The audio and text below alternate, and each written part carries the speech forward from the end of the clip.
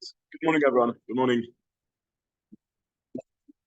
I wanted to carry on trying to look with a little bit more detail at aspects of Rav Kook's philosophy and thinking, which we already touched upon, but I want to explore them in more depth.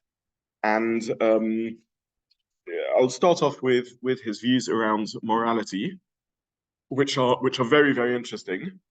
And I think I touched last week. We looked at vegetarianism last week. Is that right? Did I? Yes. So I touched on vegetarianism as an example of evolving ethics, if you like, in Rav Kook's thinking, and his vision that, or behind his thoughts around vegetarianism, which I'm not going to go into again. 2 weeks ago, actually, it was, is a perspective on morality that Rav Kook takes, in which he sees natural morality, by which I mean human intuition of morality, as having significance, as deserving to be given weight. Now, this isn't obvious at all, and just to spell this out, there's two reasons why we might be suspicious in Judaism of natural morality. The first is a tension between revelation and human reason. So if we have access to spiritual and moral insights as to how we ought to be, then can this conflict with revelation? And more fully, one can perhaps even ask, what's the point of revelation? So in a neat worldview, it's convenient to think of the revelation at Har Sinai as fulfilling the full range of nomos, of that which we ought to do. That's what Har Sinai is about. It's about spirituality, it's about morality, it's about how we humans can transcend our physical, materialistic, animalistic existence. That's revelation. Outside revelation is everything about the sort of reality of the world. We often talk about two domains or two spheres of existence. I should have said sorry, as David just came in. I reminded that this shir is LeIlui Nishmas Rifka bas Azriel Ze'ev. Leonard Ormond, who is our regular here, it's Yatzeit and of his mother-in-law, and this is Rifka bas Azriel Ze'ev. LeIlui Nishmasa, the shir should be LeIlui Nishmasa.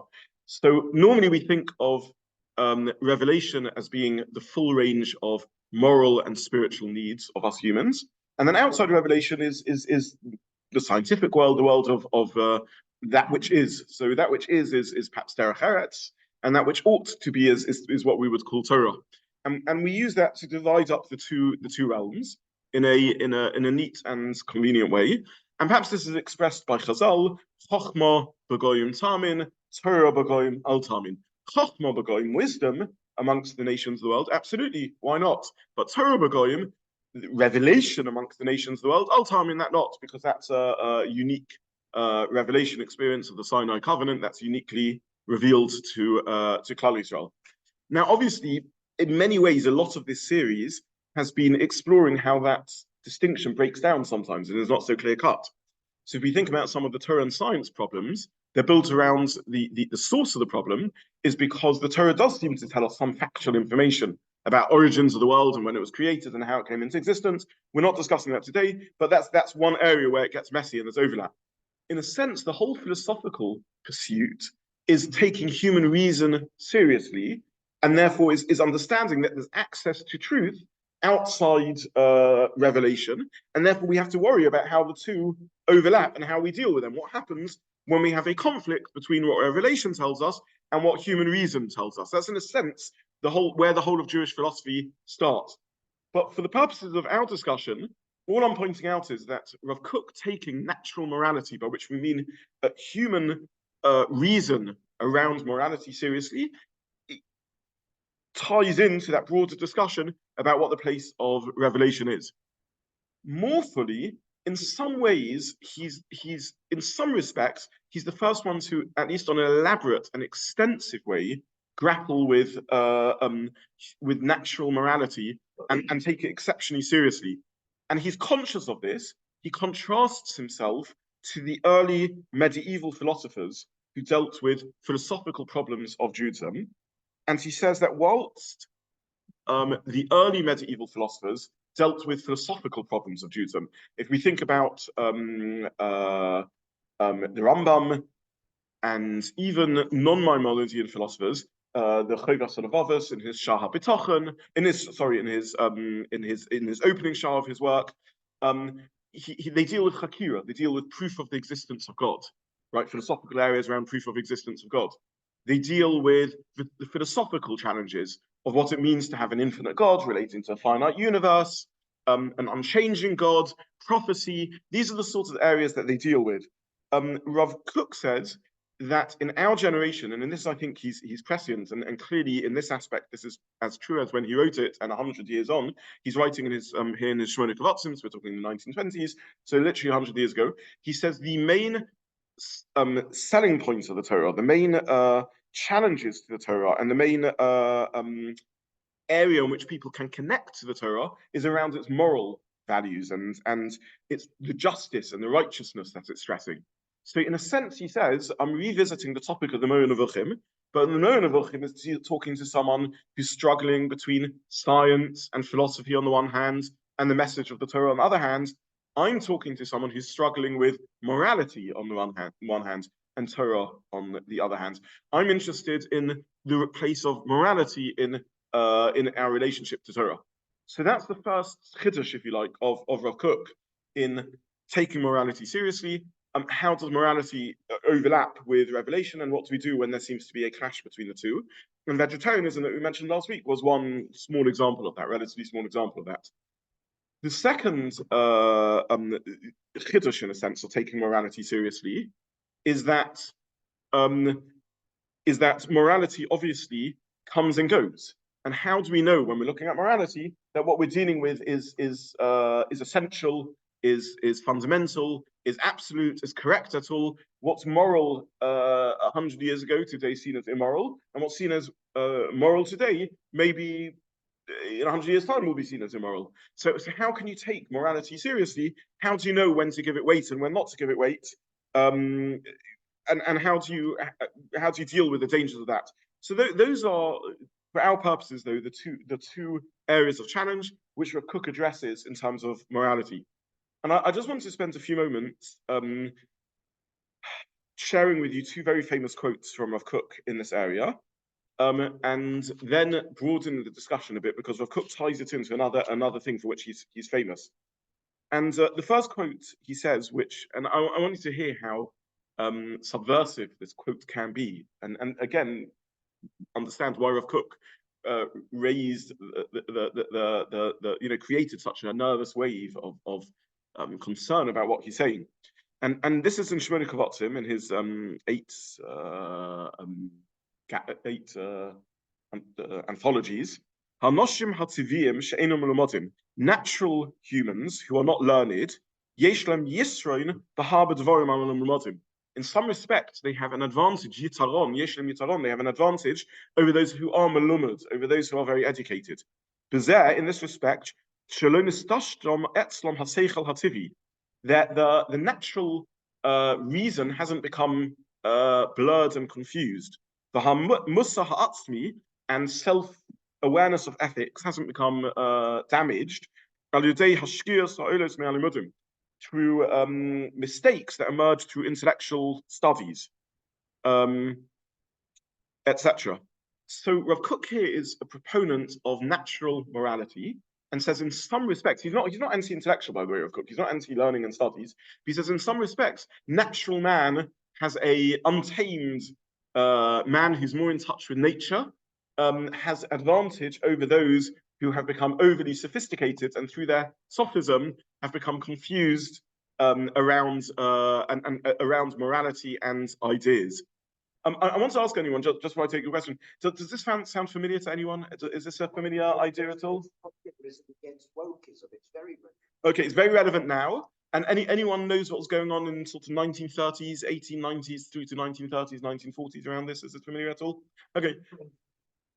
The noble savage, that whole idea, some of the neo-paganism that emerged, that we've become too sophisticated, that the wild man, the noble savage has an instinct and intuition around these things. Some of the nationalism, and in a few moments we're going to get onto Rav Kook's nationalism, some of the nationalism that emerges in the late 1800s and early 1900s is connected with this idea. There's a back to nature movement, right? Even the Scouts are founded at the time. Man has become too urbanized and cut off from nature and cut off from reality. And then therefore we need to return to nature. We need to get back in touch with that which is natural, and move away from this cosmopolitanism that cuts people off from the natural environment. And I hope in some of these words are also ringing some of the nasty sides of 20th century stuff that begins emerging, because the Jewish system is an echo of that, even though it dates back to medieval times and earlier. And I hope these terms are ringing some of the more concerning sides of things also. Nationalism and the rise of nationalism and the rise of natural morality, it can also move into sort of a Nietzschean might is right, and sort of the, we've been trammeled and imprisoned by Judeo-Christian ethics, which are making us lose our natural morality. So there's a lot of that stuff floating around. And Rav Kook is positive about it, obviously in a careful and sensitive way. If we move it to modern times, a lot of the battle between the left and the right is over some of these ideas, in which it is a statistical fact that voters who are better educated are more likely to veer towards the left. And a lot of even some of the unpleasant sides of this argument, but Trumpism and so on, is around natural morality against the decadence of the West and the overeducated cosmopolitan elite, who are out of touch with how humans really ought to be. We miss this, by the way, often. I don't want to go too off topic, but Putin speaks a lot about traditionalism. We need to get back to traditional values, and what he's saying is really some of this sort of neo-paganism stuff. He's taking this very, very far. So there's a dark underbelly of modernism also, which Rav Kook is very, very, very aware of, and we'll speak about that later. But for now, we're talking about his embrace of modernity, and part of that is a value of natural morality, though he's obviously conscious. This doesn't mean that it's infallible, and he's aware that there's dangers to this, but he takes it seriously and he's interested in it. I don't want to go too much again into modern day stuff, but even closer to home, and we need to acknowledge this, some of the debate within Israel today and some of the wings of nationalism, which have become very extreme in some segments of small segments, thankfully, of society there, and some of which is influenced by the students of Rav Kook, is also connected to this. Some of the emerging doctrine there, which is frightening and has aspects which are frightening, is not disconnected to some of these ideas of Rav Kook. And again, we'll see that Rav Kook speaks explicitly about the dangers in his philosophy of ultra-nationalism. He's aware of that. He is a nationalist. He's very conscious about that. Zionism is a type of nationalism, and he believes it has religious value, but he's aware that nationalism can obviously turn dark and horrible, and we'll see what he says about it. But for now, I simply want to suffice with this quote, and then in a few moments, another quote. I'll just finish off the second part of what he says, because now he says this in reverse also. He says, the learned people, the learned people need the whole time to treasure as much as possible the natural talent of those who are unlearned, of Amaratzim, whether in worldview or in Musa, and then they can become elevated through their training and development of their own minds. So again, I want to stress that Kook is not anti-intellectual in the least, and this is not an attack against education or against training the minds. He's simply saying that you need to touch base. Because if you're developing a philosophical system or a hashkafic system, or even a Torah system, which simply doesn't ring true to human reason on a very profound level, and it's not fine-tuning morality, but it's telling you, don't be yourself in a very fundamental way, and it's sort of telling you in the name of halacha, do something which is just profoundly immoral and repugnant, and you've got some clever intellectual argument or even clever Torah argument for it, you need to be very, very cautious. You need to be very, very careful. If you're not touching base with this, if you're losing touch with that natural morality, you can really veer off. And there's a safety anchor built into human reason of checking we're not veering too far off. Now, again, obviously this opens lots of questions because so where does that leave halacha? And Rav Kook is not chas v'shalom anti-Talmid Chachamim, anti-halacha, anti the halachic system.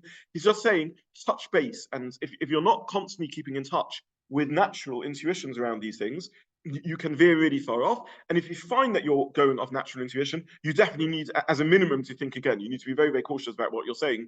If out of your clever reasoning and even clever halachic reasoning and pilpul is emerging something sort of profoundly problematic. Sorry, Andrew, you had your. You wanted to link it to these times, yes, yeah, yes. Sorry, go ahead. Almost impossible to stay objective with regard to that last point. Very, very good point. Is the question to those online is it not possible? Is it possible to stay objective in these things? That's part of the danger of this whole idea. One advantage of Torah being the source of all truth around morality is that it gives us some anchor, right? Something to attach ourselves to. Even within Torah, one can distort it, one can be profoundly dishonest, but hopefully an honest learner will come to certain conclusions. Whereas if we're natural morality, well, who knows? We flounder all over the place. Morality comes and goes. Different people disagree about different things. Nonetheless, Rav Kook argues there's certain basic commonalities that everyone has, and if you're going against those, you need to be cautious. Yeah, but you're right. I mean, this is very dangerous. This can open a can of worms if not treated with care. Yeah, sorry, Aaron. And that system deal with this by sometimes saying, well, go out and see what people do, what's being done in reality in the street, or don't make a rule that people can live by. That's one of the ways which make the electric system sort out, not going to intellectual extremes. Okay, so thank you for that. So Aaron was pointing out, and again, just for the purpose of the recording, a very important point. These ideas are not foreign to classic Jewish thinking. In Chazal, we found go and see what what's going on outside the Beis Medrash. Amadabar, the people from outside, as a source sometimes of minhag and of halacha. We have a concept of minhag developing from the people and emerging in that way. We have a concept of gezerah she'ein hatzibur yochel la'amod ba, a gezerah, rabbinic legislation that the people can't keep. You find that no one can take on. It's just too difficult. That's not a feasible halachic mechanism to put in place if people can't live up to it and so on. So we do have, imenum neviim b'nei neviim. If they're not prophets, they're the children of prophets. This sort of sense that Klal Yisrael has an intuition around certain ideas. We find the concept of limud zechus. I'll come to know. We find the concept of limud zechus that poskim looked at how Klal Yisrael did things, which were in some cases against the ostensible halachic reasoning, and they said if this is what the Jewish people are doing, we can at least be limud zechus. It must be there's a reasoning of the sugya that justifies how people are behaving. So there is, to a degree, thoughts connected with this in particular ways. But much more cautiously and narrowly than Rav Kook is arguing for it. With drabonons, don't make a drabonon, but this doesn't apply to deraisa. Limud zechus doesn't mean that this is definitely correct. It means there's some reasoning you can come up with it. Limud zechus may not be based on the masses, it may be based on the elite. If you see that some of the common previous generations didn't object to this, then it must be they understood things differently. Hokaz Amadabar doesn't mean that if we look outside and we see they're doing nonsense. It means if we look outside and we get an idea from what they're doing, that can reveal to us a halachic solution to a problem and things like that. So it's not a foreign concept. Rav Kook is grounded in the Beis Medrash. He's a Gadol b'Torah, and he's a very, very significant halachist. He's not chas v'shalom out to change Yiddishkeit, but he's saying things which are further away or broader than have normally been seen to be said, and he's definitely embracing modernity more significantly than. Let's put modernity on the side actually, and for now we're talking about morality. I'll come to modernity later. Sorry, Andrew. Yeah. I'm thinking that Seder Bereshis is all about this, isn't it? Because we've got. I'm saying I didn't see any clear God in this place. That's a chance that fear comes through. The comes through of God.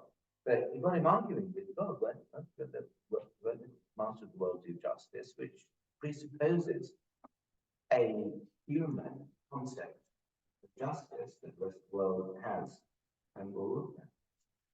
Okay, so again, a very, very good point, an important point, and we'll come to Sefer Bereshis actually in a minute, but just to expand this discussion a bit, in the Sunday morning series, we looked at morals and halacha, and we spoke about broad agreement that there is morality outside the Torah, 100%.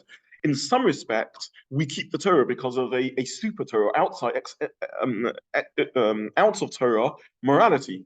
So classically, if we say, why do we need to listen to Torah? The answer may be because we owe Hakaras HaTov, we owe appreciation to God who is the creator of the world. We can't live in someone's home and be their guest and not obey their rules. But that's in a sense a moral argument that's rising above Torah. So again, that is clear that there is moral intuition outside Torah. We see that in the expectation of the Torah, Dor HaMabul, Mitzrayim. Why is Paro punished? Because, says the Rambam, because who enslaves? A nation arrives in your land, strangers arrive in your land, and you grab them and you seize them and you make them into your slaves. That's immoral. That's why Paro is being punished. Well, Paro is before Matan Torah. How's he meant to know any of this? The Dor HaMabul are being punished because of homos, because of violent theft and so on. Who says who says that's wrong? There's no Torah yet. So there are answers you could give to some of these things. There's pre-Sinai Nevi'im around and prophecy already then. But one way of reading this is definitely a natural morality. And I want to emphasize these ideas are discussed extensively in Jewish philosophy long before Rav Kook, Rav Saadia Gaon, Rabbeinu Bechai, the Rambam. They all speak about this area. What's the relationship between natural morality and Torah? Chazal reference this. Chazal say, "Ilmole nitz not Torah." Were the Torah not to have been given, Chayinu loimdim, we would have learnt from nature various moral values. We would have learnt hard work from the ants, and we would have learnt derech eretz from the rooster, and we would have learnt privacy and sneas and cleanliness from the cats. And Chazal speak about an ability to learn morality. Rav Kook is simply saying that to this day, Talmidei Chachamim need to touch base with Amei Ha'aretz and with natural morality. And to the best of my knowledge, he's the first one that phrases it like that puts it that extreme. And is willing to say that Amoretz has an advantage in having not overcomplicated things, not overthought things, and has a certain intuition. He's not net arguing with the idea that the poskim needs to be Talmidei Chachamim. He's not suggesting that we take a poll of unlearned people. He's simply saying that there's a danger that as you end up as being a malumad, an overly sophisticated sophist, you can lose touch with intuition and end up with an immoral outcome and not notice it. One of the these religions is that God is in the problem we have in our religion. In this message, 100%, in this message is a profound protection against fundamentalism, 100%, against things going too far, because you can come up with sophistry to justify anything, and at some point there needs to be a moral voice that says, this is just too far. This can't be right. This can't be what's being called upon us. But Rav Kook is empowering that. He's explicitly enabling that. He's justifying it. He's arguing that this is a Torah view. I'm sure many of us have had experiences around this in which something feels profoundly wrong, and then you're shown the source for it, and okay, if that's the way it is, then I need to do it. Now, Rav Kook is not giving us an algorithm to solve that problem. He's not saying every time it feels wrong, just don't bother with it, ignore it. Chas v'sholom. Otherwise, we've undone the whole of Torah and the whole of halacha. But he is making life more complicated because he's equally saying that it's the job of the Talmid Chacham to, if there's something which feels profoundly wrong, to engage in conversation, to talk about it. If that's what comes out in the end, and there's ways of understanding morality differently and so on, there's something to talk about. But you can't just dismiss the question. That's the point. You need to deal with it and address it and worry about it. And in a moment we'll see another quote in which he says something even more extreme about how to weigh these up. Yes.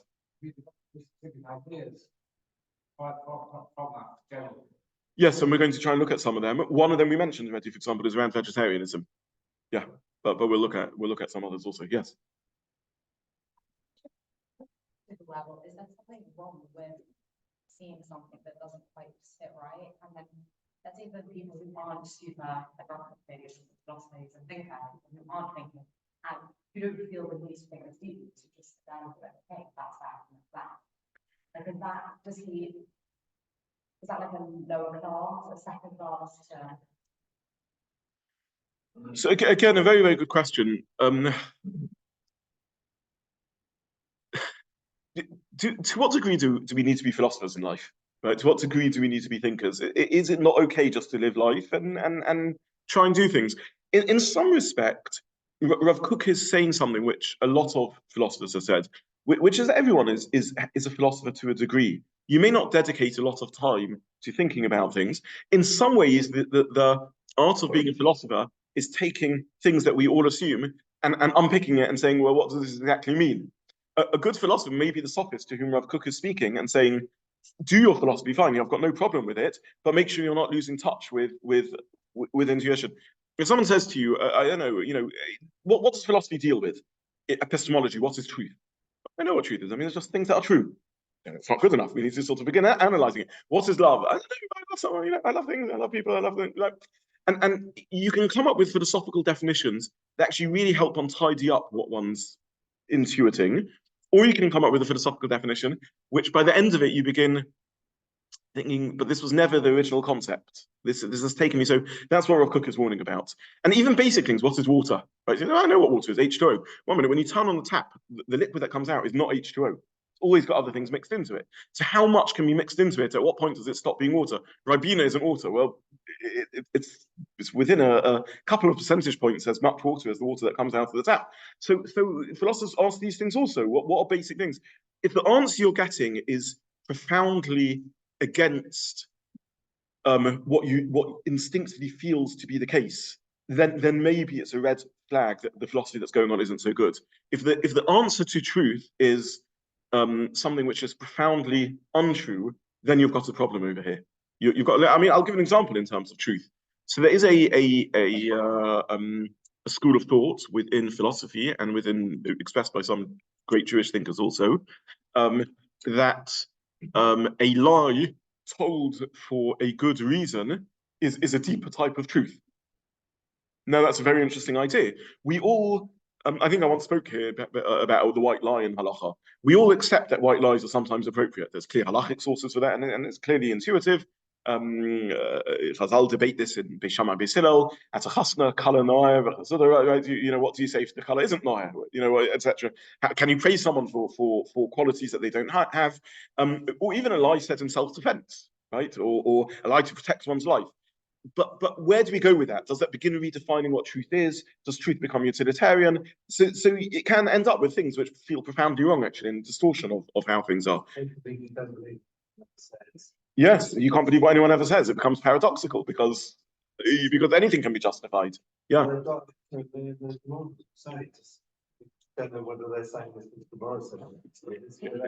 So these are very real questions. How far can these things take? Rav Kook, in a sense, is arguing that the moral message of the Torah has similar limitations to it. If it's taking you to a place where it profoundly contradicts the very thing it's coming to define, then you have a problem. Someone comes up with a philosophical definition of truth, or a philosophical definition of water, or a philosophical definition of love, which is so anti what we originally meant by the concept, then it ceases to be a definition. It's a reworking. So similarly, he's saying Torah is coming to improve our moral sense, to refine it. If it ends up being profound contradiction to that, then you have a problem. Then you need to think again and question again what's going on. Maybe I'll just say a quote from Orot HaKodesh. The quotes before I read the quote in Hebrew, I'm going to read a quote in English. There's an amazing, wonderful figure in Israel called Bezalel Na'or, who has dedicated his life to very kindly translating much of Rav Kook into English. Rav Kook is hard to understand in Hebrew, hard to understand in English. In any language, he writes very poetically in a very flowery way, as we discussed in previous weeks. I'm not going to revisit that. But here's a quote from Rav Kook. I became aware of this quote by this summer. I was in Eretz Israel, had the privilege of being in Eretz Israel, and one Shabbos we were in Yerushalayim, and I davened in Yakar. Does anyone remember the old Yakar in? So there's a branch of Yakar in. I went there because Friday night I'd been told it was somewhat similar to Ner in stinging and everything else. So we went there Friday night, and it wasn't 1 hour as per our Kabbala Shabbos. It was about 2 hours. I get when our Kabbala Shabbos goes on in winter longer than about an hour and a quarter, longer than about an hour in summer. People complain that it's too long, but there they somehow get away with 2 hours. So you have to be quite patient, but it's beautiful. And there was a quote up on the wall, which I took a photo of after Shabbos, and after Shabbos, I went back, and I dug up the quote. It's in Oros HaKodesh in volume 3. There he says it's forbidden for fear of heaven. In fact, it was there when I decided I wanted to do Rav Kook. People have asked me for years now to do Rav Kook, and I've always been scared of the topic. So it was actually at the moment I decided I have to do Rav Kook. So it's forbidden for fear of heaven to push aside one's natural morality, for then it would no longer be pure fear of heaven. You hear that quote? It's forbidden. Sorry, I'll go slowly because I'm getting too excited. It is forbidden for the fear of heaven to push aside one's natural morality, for then it will no longer be pure fear of heaven. The sign by which one can recognize pure fear of heaven is when the natural morality, which is rooted in man's honest nature, ascends, goes up by means of the fear of heaven to higher levels than it would have attained without it. So what he said so far is a fear of heaven, Yiras Shamayim, can't push aside natural morality. If you find yourself doing something that just feels to you evil in the name of Yiras Shamayim, something's gone wrong. Because what is genuine Yiras Shamayim? Something which refines your morality, makes it holier and higher. But if there should be a fear of heaven, if there's a Yiras Shamayim such that without its influence, life would be more moral and it would actualize things beneficial to the individual and society more fully, then the fear of heaven is invalid. So if you find your Yiras Shamayim making life and society less moral, then you've got a major problem on your hands. Now, again, I want to mention 2 words of caution over here. Rav Kook is not the only thinker in Jewish history. So before we adopt this in a silly way and in an extreme way, we have to be cautious. And secondly, he's not suggesting this in a trivial way that every time, I'm sure that switching on this light on Shabbos would make me happier because I'd be able to find the cake that I'm desperate to eat, which I can't because the light's off. And therefore, Rav Kook just said that this is what I should do. This is not chas v'shalom, anything around that. And clearly, this needs a lot of careful thought in each case. But he is saying something very powerful. And with all the ifs and buts, I don't want to undo what he's saying, which is if you find your Yiras Shamayim, you find that something in the name of Yiras Shamayim is being said, which is pushing you to immoral behavior, you have to think again. The more moderate version of that would be to at least to say, in line to your question, we have to ask the questions. We should feel able to ask the question. So no one can shut down a moral question by saying, but this is what Chazal say, this is what the Gemara says, this is what the Pasuk says. It's a legitimate question to ask. And Rav Kook says, in an extreme, it's a legitimate question even to answer. Sorry. Because the answer always is we don't understand true. We don't have absolute truth because we don't have the ability to understand it historically. So the one that jumps to mind is jump at somebody. Okay, so I want to make a few points. First of all, when we say we don't understand Hashem's plans and we don't understand what Hashem's doing, that's certainly legitimate when we're talking about his action. He knows more than us. So ultimately, when Avraham turns to Hashem over Sodom and says, "Hashofet kol haaretz lo ya'aseh mishpat," there is a point when God is entitled to say to him, "I'm doing it and I understand things." So that is legitimate. When it comes to our behavior, however, we do need a certain understanding. Now you mentioned Amalek as an example. The truth is, in many of these Sunday series, we've looked at some of these questions when we looked at them. So we have the fact that Amalek, all we're talking about is them accepting Sheva Mitzvahs B'nai Noach. In other words, we believe everyone should accept Sheva Mitzvahs B'nai Noach. We believe Amalek is so dangerous that without acceptance of Sheva Mitzvahs B'nai Noach, basic morality, it's not to murder, not to steal, they have systems of justice. They are the unique nation where we force that at pain of death. Everyone else, we say, we'd love other nations to keep it, we'd love the Japanese to keep it, but we're not going to force them to keep it.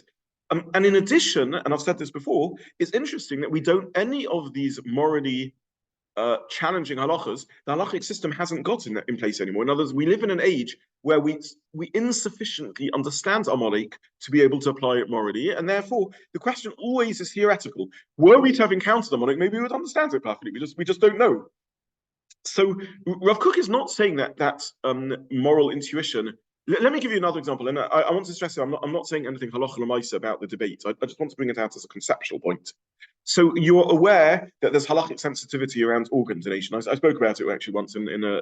Okay, now there's a profound moral intuition. What you've got this person who's dead, whose organ can't be taken to save someone's life because of halacha. Let's say that's one's halachic stance. I'm not going into debate. But there are serious poskim who say on both sides, okay, so you can't take this organ and save someone's life. I mean, surely that's immoral. But what's happened here is we've misunderstood the halacha. The halacha that's being expressed is not that of not taking an organ from a dead person and using it to save a life. As much as we respect dead bodies, of course that's trumped by the need to save a life. What is the halacha? The halacha, those poskim who forbid the taking of organs at certain stages are because they believe the person is still alive at that point. Because they're still breathing, there's still a brain function, maybe there's still the heart going. There's all sorts of things, and what they're saying is you can't murder A to harvest their organ to give to B. So you have to understand the halachic basis. Now, I'm not going here into the sugya of the various definitions of death and whether in current practice there are or there are not organs that can be donated. It's all that's an interesting and important halachic discussion.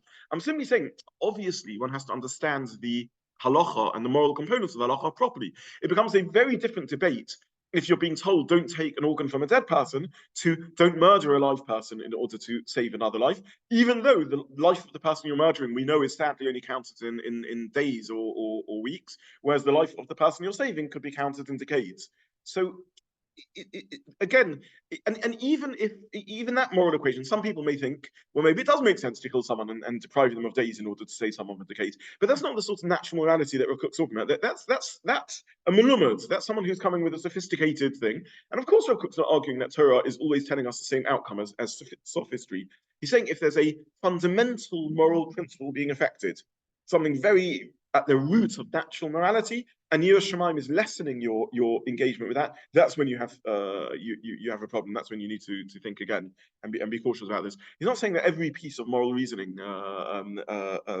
qualifies in this. Okay, so I hope I've given you a taste of how radical Rav Kook can be.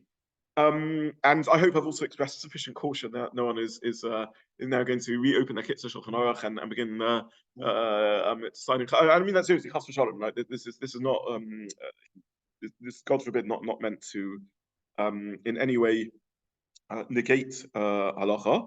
I want to now show in a very, very interesting way how Rav Kook's nationalism and Rav Kook's views around morality intersect and intertwine. Sorry, yes, apologies. Mm-hmm.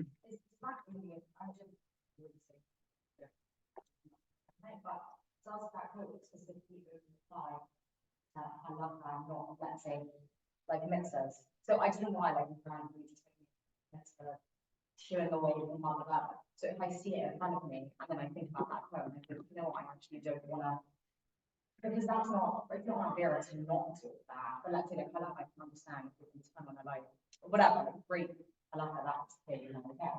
But to decide for myself, I don't want to take on this mitzvah because, like, to me, I don't want to share with them, like, despite it having. Okay, so it's a nice case study, actually, to bring this out. And the question again for those online is shluach hakan, right? You know, what happens if I don't want to do the mitzvah shluach hakan because it's cruel to the bird? And does this quote apply even to cases where it's I don't have to take a fledgling or an egg, and therefore I can just choose not to do the mitzvah because I feel uncomfortable with the morality of it? So there's 3 points really to say about this. The first thing is one has to be very careful around moral judgments and what level of moral judgments we're talking about. It may feel uncomfortable to chase away the mother birds, but then one has a question and it gets us back to vegetarianism. Well, our whole societies, do you wear leather shoes? Do you wear leather belts? Do you eat meat? So is this a natural morality in that degree or not? And how far am I taking it? Rav Kook is not suggesting lazy moral thinking, you know, just quick moral thinking, casual moral thinking. I don't know this halacha because I don't like it morally and finished. He's talking about very, very hard work to question one's assumptions around Yiras Shamayim based on morality takes a lot of very, very deep thought. But again, I don't want to unravel what he's saying. He is saying that ultimately. The second point I'll say about Shluach HaKan is indeed there is a machlokus exactly over your point. Is Shluach HaKan a mitzvah to do and to seek out? In others, even though I don't really have any interest in this fledgling or this egg, but I should do it because there's the mitzvah of Shluach HaKan, and this is by and large the view of the Mekabalim. Or no, if I want an egg, do a kindness to the mother bird by chasing the mother bird away so that she doesn't see me taking the egg. So that's exactly a case in point, which is by and large the view of the non-Mekubalim on this case. Is Shluach HaKan like Shechita? If you want to eat meat, go and do Shechita. If you want to take an egg, chase some other birds away. Or is there a mitzvah to go and seek out Shluach HaKan? According to the Mekubalim. How would the Mekubalim justify this in terms of morality? It's cruel to the mother. The answer is because if you understood the spiritual mechanism at work, you would understand there's a morality happening there also. And again, how that fits with Rav Kook's thinking, again, would need to be worked out. So that's Rav Kook's ideas around, not all his ideas, a sample of two very powerful statements that he made around natural morality. I want to just tie this in a little bit to nationalism before we run out of time this week. And this brings us back to Sefer Bereshis. Because in Sefer Bereshis, we learn about the emergence of our nation. That's what Sefer Bereshis is about. And Rav Kook argues, and there's no chiddush, not much of a chiddush in this, many have said this before, that clearly Sefer Bereshis, what motivates the others are moral values, right? They're pre-Matan Torah, but they have moral values of things they want to achieve. Avram perhaps is the most overt example of this. He's clearly motivated by chesed. He does Achnosos Orchim. He calls out in the name of Hashem. He wants to promote belief. He appeals on behalf of his enemies, those who are anti him, the Sodom, and turns to Hashem and demands mishpat. Hashem himself, before he tells him about Sodom, says Kiyodati, because I know that Avram has a life vision over here. He wants to found a people who are going to be driven by chesed and morality and justice, pursuit of justice and tzedakah, tzedek v'mishpat, etc. So if we ask ourselves what Avram longed to do, he wanted to set up a nation built on moral principles. That's how Rav Kook phrases it. It is true that there are other moral thinkers around in the time of Avram who we meet, Shem and Ava, the yeshiva of Shem and Ava. There are other great individuals, but none of them succeed. Avram realizes that to do his mission, it's not enough to set up a yeshiva. It's not enough just to teach people, though he does do that. He realizes that if he's going to do his mission, he has to found a nation. He has to found a people. And this is what Hashem promises him. You're going to found a nation. So now Rav Kook says, it turns out that the very foundation of our nation is on moral principles, is on a principle of doing a kindness to the world. So if we ask ourselves, what sort of nation are we? The answer is, if we answer that from an Avram perspective, from an Othos perspective, we are a nation committed to bringing the light of spirituality and justice and generosity and morality to the world. That's our founding charter as a nation. That was the purpose for which we were brought into the world.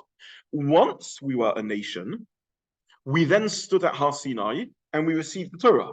But prior to that, more fundamental to that, is the very founding of ourselves as a nation, in which our mission is to be a source of morality and givingness to the world. I want you now to see how, in a sense, this ties in to some of the other ideas we discussed of Rav Kook earlier. Because listen to what he's saying. He's saying then that for 2,000 plus years, when we weren't able to operate as a nation because we were in Golos, all we had was Torah's Moshe. Nothing wrong with that. That's fantastic. That's Torah, mitzvahs, and halacha. But now he says, well, I'm beginning to see the stirrings of a renewed national consciousness coming from interesting people, from secular people sometimes, from religious people other times. Which sorts of people coming from? Very often Amei Ha'aretz, unlearned people, non-sophisticated people in terms of Jewish thinking, in terms of Torah thinking. But there's this revival of a sense that it's time for us to begin operating again as a nation. We now can get back to Avram's vision, to the founding charter of ourselves as a nation, which is to be a moral voice. And I remind you again, we get into this conflict that we spoke about a little bit between the halachists who use reason and logic and are very intellectual, and Rav Kook's vision of this sort of prophetic voice through which he's writing a new type of Torah, a Torah which is poetical again, a Torah which is metaphorical, a Torah which has an art to it, an imagery to it. Do you remember that discussion we had in which we spoke about Rav Kook's writing? One of the reasons it's difficult is because he's a profound halachist. He's able to write beautiful halacha. Again, he's not chas v'shalom anti-halacha. He writes amazing halacha. But in his philosophical works, he's writing a very different sort of language. He's trying to appeal to intuition. That's why we spoke about the difference between Shakespeare and Freud when you're trying to explain insights into how people operate between a great painter, Rembrandt, and a great psychologist. They're both revealing, or great scientists, they're both revealing truths about the world. A painting may have a picture of a tree and it teaches you something about a tree, and a scientist may tell you about how a tree works. But they're appealing to different parts of the human being, to the soul versus to the mind.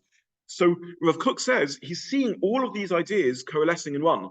He says we're returning to a prophetic state. He's writing more biblically. A halachist doesn't write biblically. They're not using. We open Novi and we see poetry and metaphor and stirring of the spirit. You open Shulchan Aruch and you see defined legal terms. Of course, that's how Shulchan Aruch needs to be written. But Rav Kook is in a sense writing biblically again, because he said I'm dreaming about getting back to when we can be a nation. And what does it mean to be a nation? It means not a nation, but the Jewish nation. It means to have morality at our core, because that is our very founding charter. That's the essence of what it means. And then in a typical Rav Kook move, he says, you know what's really motivating people to be Zionist? You know what's really motivating people to set up our own state? You might think that it's about fighting anti-Semitism, having a safe haven, etc. It's missing the point, because that's not a noble aim. What's really motivating them, the real longing, is an awareness that the universal and lofty moral demands to deliver mankind from terrible suffering of spiritual and material troubles and bring it to a life of freedom, full of splendor and sensitivity, can only happen when we are a nation. So, yes, sorry, I'll do that again. You may think that what is motivating the Zionist movement, this stirring of nationalistic spirit in the Jewish people, is simply a self-centered, we just want to survive, we want a homeland again so we can be safe. But what's really motivating them is this sense that we can only fulfill our national mission of bringing back morality and spirituality and light to the nations of the world if we can again be a nation. That's what's really moving people. What's really motivating, because he says if it's not, then there's nothing noble about Zionism. It's not really an exciting visionary dream. It's just a pragmatic solution to a pragmatic problem. We're in danger when we're living scattered amongst the world. Let's get together, and then we've got a homeland and we can be together. That's not poetical. That's not this pioneer sense of excitement and bubbling thing that we're building something new and exciting and different. Isn't just for pragmatic reasons that Jews can be safe. There's a vision behind it. There's an excitement behind it. There's a mission behind it, a purpose, a spirituality. We're going to be different. When we become a Jewish nation, we're not going to be just like every other nation. There's going to be something unique and different about us. That's really what's exciting about it. There's this powerful desire within the heart of the Jewish people to be good to everyone, to bring morality to everyone. That power only comes to light when we can be a nation, because that's our founding charter as a nation. That's what it means to be. And this inner kernel, this essence, this soul of the community of Israel, I'm quoting Rav Kook here. He says, this is the inheritance and legacy that we've received, and this is the secret of our nation's longing for redemption.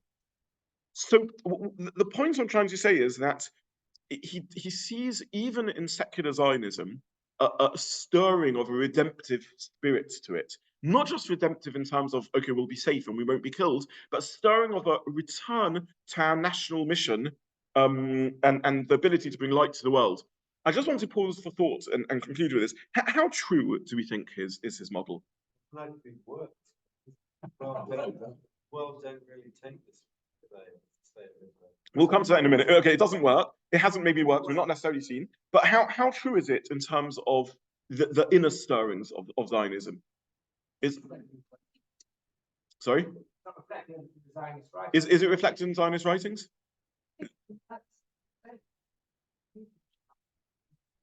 Okay, so Herzl, any other thoughts around this? Yeah. In the idea, if it's true that Israel is the most moral army in the world, then in that sense it does work. But the other question, why do we have to be physically in a national boundary? Why can't we be a nation throughout the world? So we are to some degree a nation when scattered, but we can't work as well as we should when we're a nation.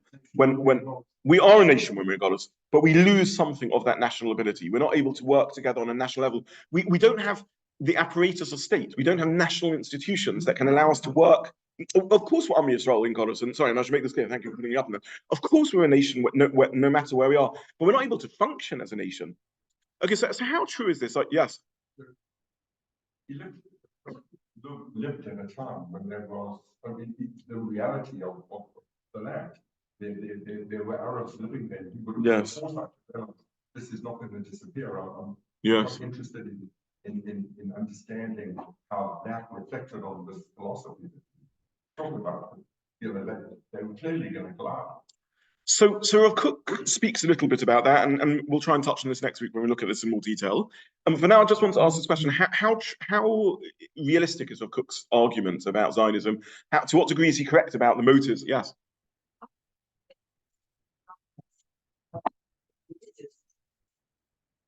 We formulate a drive about the state.